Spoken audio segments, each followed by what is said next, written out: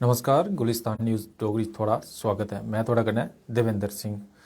शोपियां थमां खबर हुआ करदी है जित्थै शोपियां च सुरक्षा बलें ते आतंकियें बश्कार जेह्ड़ी टाकरा होआ ओह्दे च सुरक्षा बलें कामयाबी हासल करदे होई त्रै आतंकियें दा जेह्ड़ा सफाया कर दित्ता है। त्रै आतंकियें गी जेह्ड़ा मारी टकाया। एह् जेह्ड़ी टाकरा होआ जेह्ड़ा मुंज मार्ग इलाका है उत्थै एह् टाकरा जेह्ड़ा सामनै आया है। सुरक्षा बलें गी जेह्ड़ी जानकारी मिली ही कि उत्थे जेह्ड़े आतंकी छप्पे दे न, उग्रवादी जेह्ड़े उत्थे छप्पे दे न ते उस्सै दे आधार उप्पर जेल्लै सुरक्षा बल उत्थे पुज्जे ते तलाशी अभियान अपना जेल्लै सुरक्षा बलें उत्थे मुंज मार्ग जेह्ड़ा शोपियां दा है उत्थे जेल्लै एह् तलाशी अभियान शुरू कीता ते इस्सै दौरान जेह्ड़ा आतंकी जेह्ड़े उत्थे छप्पे दे आतंकवादी उ'नें जेह्ड़ा फायर जेह्ड़ा खोली दित्ता ते सुरक्षा बलें बी जेह्ड़ी जवाबी कार्रवाई करदे होई त्र'ऊं आतंकियें दा जेह्ड़ा सफाया कर दित्ता है। त्र'ऊं आतंकियें गी जेह्ड़ा मारी टकाया है ते तलाशी अभियान जेह्ड़ा उत्थै चलाया जा करदा है।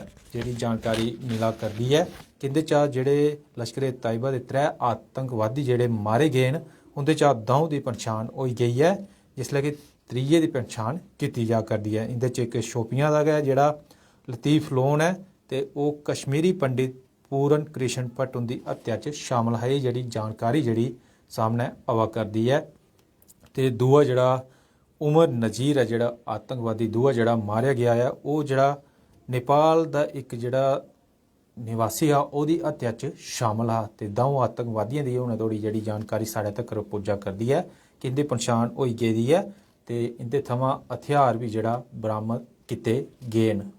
इक AK-47 ते 2 पिस्टलां जेह्ड़ियां इं'दे थमां बरामद कीतियां गेइयां न ते तलाशी अभियान बगैरा उत्थै जेह्ड़ा सुरक्षा बलें पासेआ चलाया जा करदा है। जि'यां कोई होर अपडेट औंदी है थोह्ड़े कन्नै अस जरूर सांझी करके देओ इजाजत। नमस्कार।